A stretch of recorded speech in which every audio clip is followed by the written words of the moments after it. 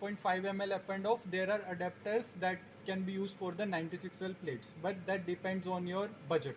Okay, so this adapter can only bind to the your flow tubes. Okay, this is by default is there, but if you want to upgrade, then you can have a 96 well plate adapter as well. Okay. Okay, so this is called as sample injection port. So this is the home screen of your BD FactSuite software. Fine. So first you have to go to this flask sign that represent your all experiments. So you click on that experiment. Here you can see there is a tab called new. If you click on that, a new experiment window will open. Right. So this is your default worksheet. Fine. So you will find different types of graph that are there. This is a histogram, this is a dot plot, and this is a density plot. And there you will find different types of gates that you can draw on these graphs. Okay. So first thing that we are going to do is, by default, as we opened a new experiment, all the detectors are open.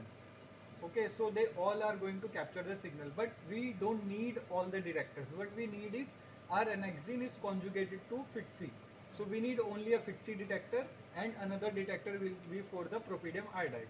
Okay, so other detectors we are going to remove from our experiment because they will create more larger file. So what I have to do is, I will double click on this tube, right? So I will go to parameters. So here in the parameter you can see that all 8 detectors are here that I showed you earlier.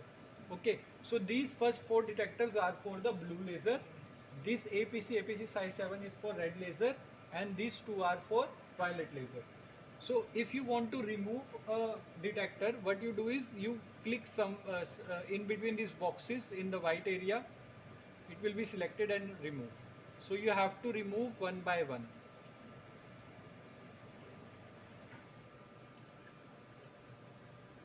Okay, and if you want to add a detector, then you just click add, so something will come up and then you can select. Okay, so I'll remove this. So PE and propydium iodide emission is same, so the name of the detector will be PE. Fine. So now you can see here, it is the forward scatter, side scatter, FITC and PE, right? And you can see here there are check boxes for height and width. So you have to select the height and width of the forward scatter and side scatter to exclude the doublet. If you do not select it and you capture your data, after that you cannot again go and select these settings. Okay, because machine has not stored that data. And if you do not select it, you won't be able to exclude the doublets, and because of that your data will not be validated, because your analysis is not on the single cells, it might be on the clumps. Then you select the height and width of forward scatter and side scatter. Next thing that you can see here is the voltage. That is a default voltage of the machine that was given during the calibration time. Okay, so we have to reduce it or increase it based on the experiment that I am going to teach you later. Okay, so the next thing comes is your reagents. So in reagents you can label it, because these are the fluorophore, but you might have different antibodies, say CD4 conjugated to P, CD4 conjugated to CD. To remember that which fluorophore were conjugated to which antibody, you can label them. So my FITC is conjugated to Anaxin 5. So I can write Anaxin 5. So in the axis I will find Anaxin 5 FITC. Okay, just to remember it. So my PE is propydium iodide. Fine. So now you comes to the acquisition. Acquisition is how many events you want to acquire. Events means the number of cells that you want to acquire. By default, the machine sets the acquisition to 10,000 events. That is the minimum events that you have to acquire in the machine for any analysis. Okay, but it depends on the type of experiment you do. For in vitro work, when you are doing some cell line work, 10 to 20,000 events is more than enough to analyze any results. But if you are doing some in vivo data, like you are doing some immunophenotyping of brain tissue or some from spleen or from any organ, you should at least acquire the 1 lakh or 2 lakh events if you are looking for some rare population, that you have to check in the literature first. If I take 10-20,000 event, I will be able to get 2,000 cells. But if I know my cells will be very low, maybe 1%, then you need to increase your total. Understood? So this acquisition depends on the type of population that you want to analyze. Okay. So how to change the acquisition setting is that you there is written events, right? So you drag down this and you can find that you can acquire maximum 2,50,000 cells. So I am selecting 20,000. So I have selected 20,000. You click on add criteria. So this criteria is here. You click on that criteria and say apply rule. So now the machine stopping rule will be it will acquire 20,000 events and then only it will stop automatically, but not before that. Okay. So what we have done is, first we went to the parameters, we removed the parameters, that detectors that we didn't need. We selected the height and width of forward scatter and side scatter to exclude the doublets, and then we set it up the acquisition if you want to change the acquisition. So now this will be your first graph, forward scatter versus side scatter, to see the how cell population is coming. Okay. The next graph will be, so how to select a graph, either you can select it from this panel, you click here and then you click here. Okay, then you change the axis. Okay, other method is to just click this graph and press Ctrl D, so the graph will be duplicated. Okay, so my next graph will be to exclude the doublets. So it can be either forward scatter area versus forward scatter height, or either it can be side scatter area versus side scatter height. Okay, and these two graphs will remain constant for all type of flow experiment. Other graph will depend on the type of experiment and the type of fluorophore you are going to use. Okay, so it will be in your mind only ke, okay, after single cells I want to see this kind of population, this that will come automatically, right? So here you what you want to analyze is the expression of FITC and propylidomide. So what we will do is we will again copy this graph and we'll change the axis to an axin FITC and propylidomide. So this is what we want to see, the whether the cells are single positive or double positive or negative for both, right? So this will be my third graph based on the experiment. Okay, so first what I will do is I will create a gate on these cells. Okay, so these are the type of gate that are available. This is a rectangle gate, elliptical gate. If I select elliptical gate, it will be in the circle form. Okay, if I select a rectangular gate, it will be in the form of square or rectangle, whatever you are drawing. Okay, and the polygon gate you can draw in any form. So you click on that, you click here, then you can whatever you want to draw. So I will draw like this, and then you want to join this, you either you can select like this or you can double click, it will be automatically joined. So when you draw your first gate, it will be named as a P1 population.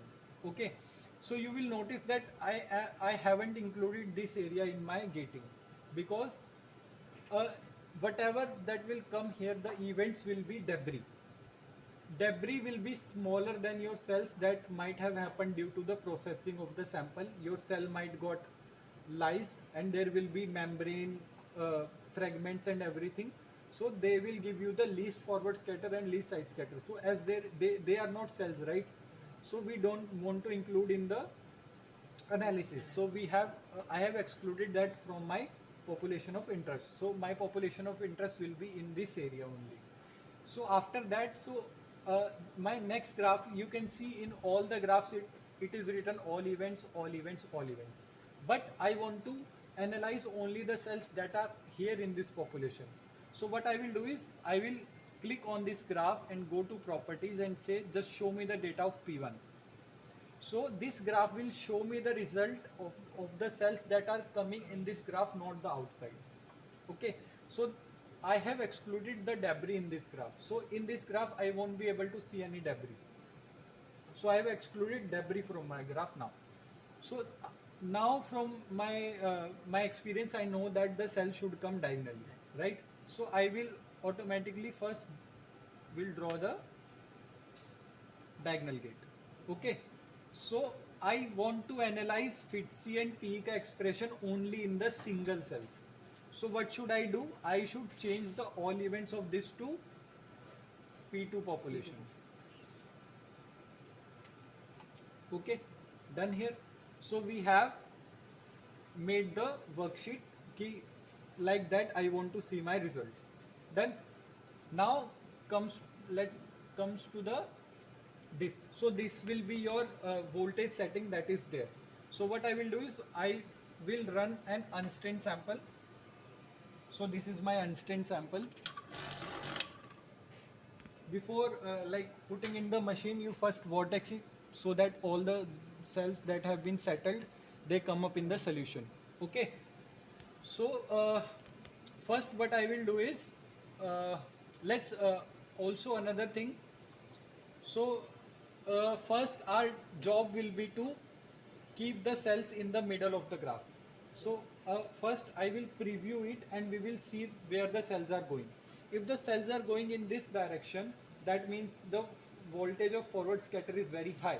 So we have to reduce the voltage. So I will reduce this voltage to a level that my cells come in the middle. If the cells are going in the upward direction, that means side scatter is high and we have to lower down the side scatter. So you lower down the side scatter so that all cells come in this middle point.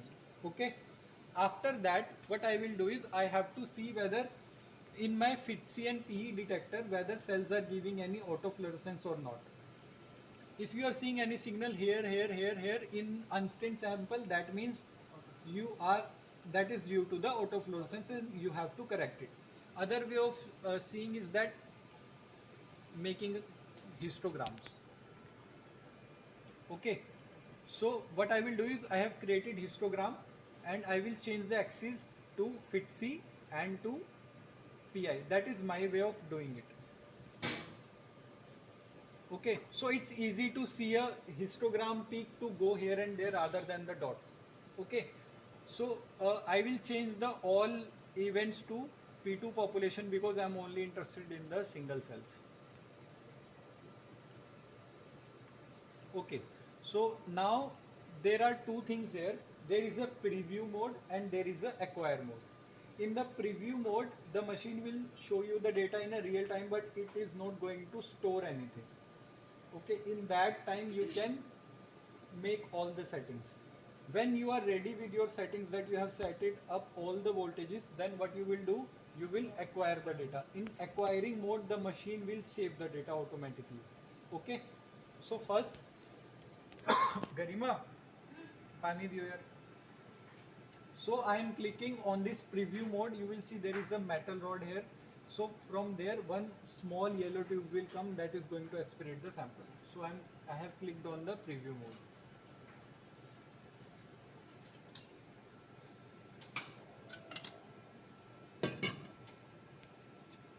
Now you can see your cells are going in the out of the axis. So I am reducing the voltage 276 to 200. So now you can see the cells are coming in the middle. Now the side scatter is very high, so I will reduce the side scatter to 300. Now it is bit low, so I will increase it to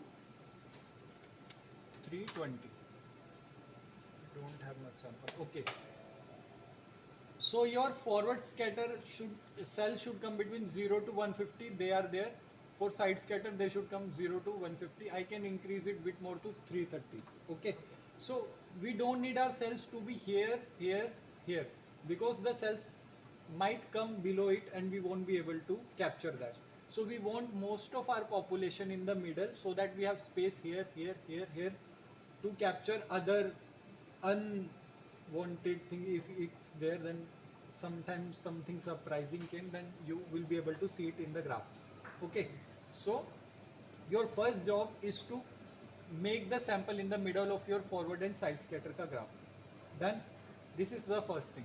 Second thing is you just adjust your singlet wala graph. So whatever that is coming here, it is due to the doublets only.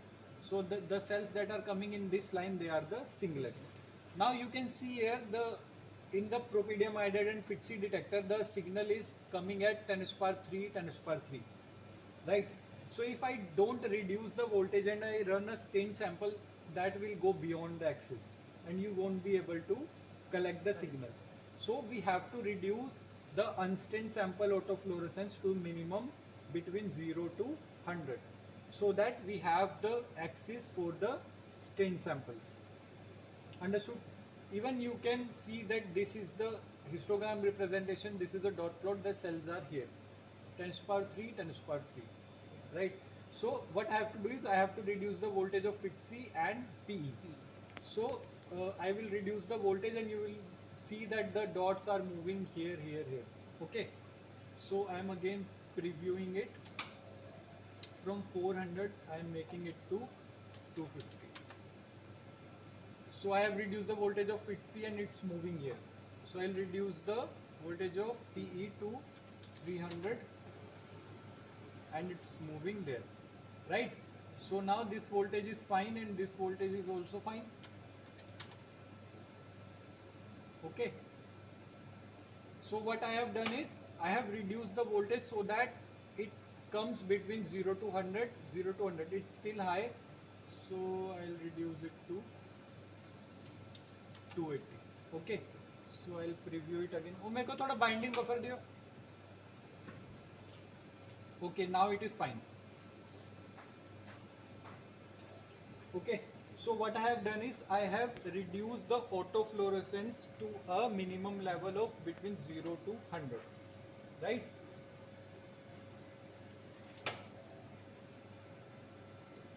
So right. So first what I will do is I will quickly run a stained sample to see where my signal is coming. So if my signal is coming at 10 to the power 5 to 4, I have to reduce the voltage so that there is some space for a bright signal. If I keep my normal signal here, that we might lose the brighter population. So we have to, so the basic requirement is to keep your cell signal, positive signal between 10 to the power 3 in between to 10 to the power 4 in this region. Okay, this we keep left for the brighter population if it comes. Okay, so what I will do is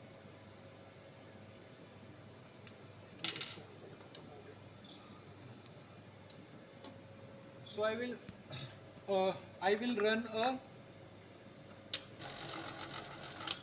I am going to run a stained sample just to see how signal is coming.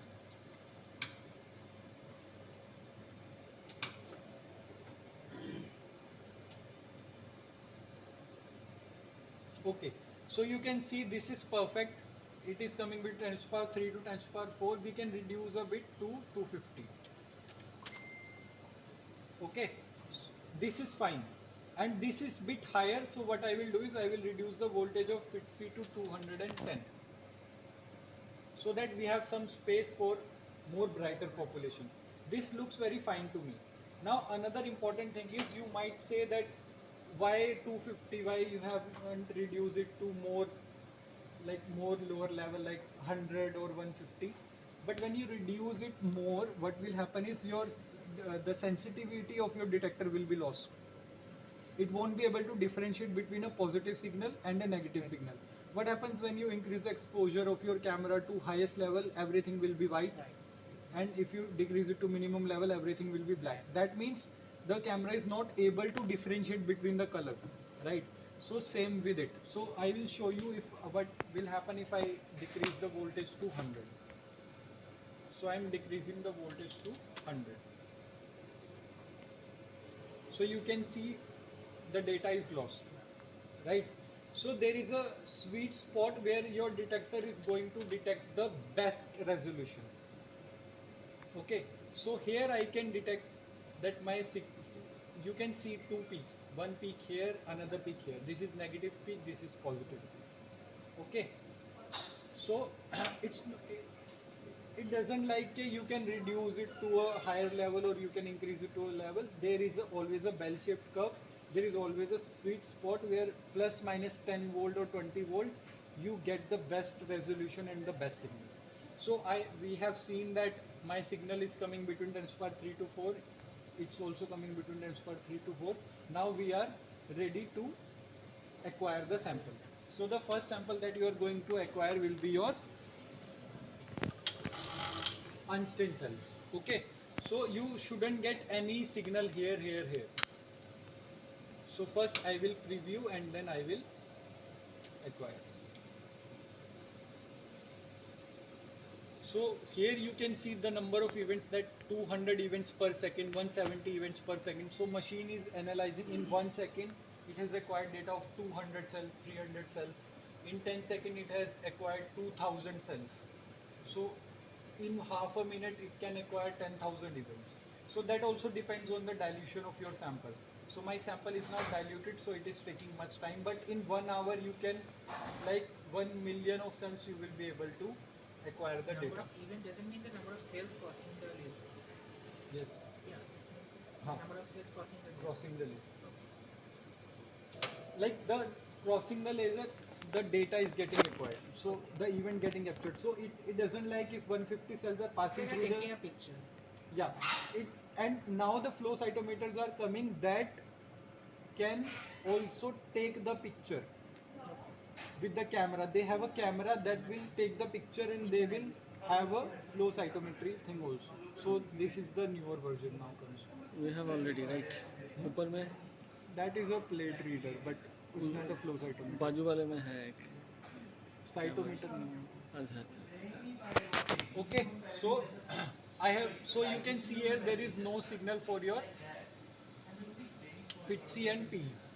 Okay, so this we don't need now. So that was needed to set up the voltage. So this will be my data. So now I can create a, you click on the quadrant gate. So on bivariate plot where we have two axes of fluorophore, we create usually this kind of quadrant. So the cells that will come here will be positive for FITC, this will be positive for both, and this will be positive for PI. And the cells that will come here will be healthy cells, negative for both the stain. Okay. So this tube is filled, that means that data is acquired in this tube. So you have to open a next tube by pressing next. So all the setting that was there in this tube, it will be automatically copied to the next tube. So you remove your tube, you put your next sample. So this is the sample that we heated the cells to 55 degrees Celsius for 2 minutes, and let's see what is the status of apoptosis.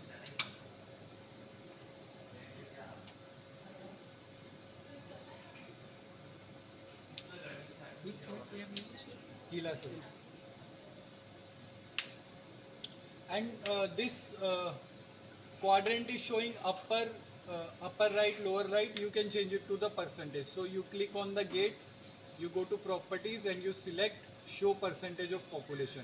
Now you can see that 16% of your cells are in the late stage apoptosis, 3% are in early stage, and 0.8% are necrotic cells, and 79% are live cells. So that's how you quantify ki how much population is undergoing apoptosis and how much is healthy cells. And you compare this result with your untreated sample. That's it. And another thing is, this is a dot plot. Okay, so there are various ways to represent your data. So you click on the graph, you go to properties, you can change the dot plot to a density plot, so it will be like a heat map. You will find this kind of plot more often in the manuscript than the dot plot. Okay, so if any one of you wants to practice and set up the experiment,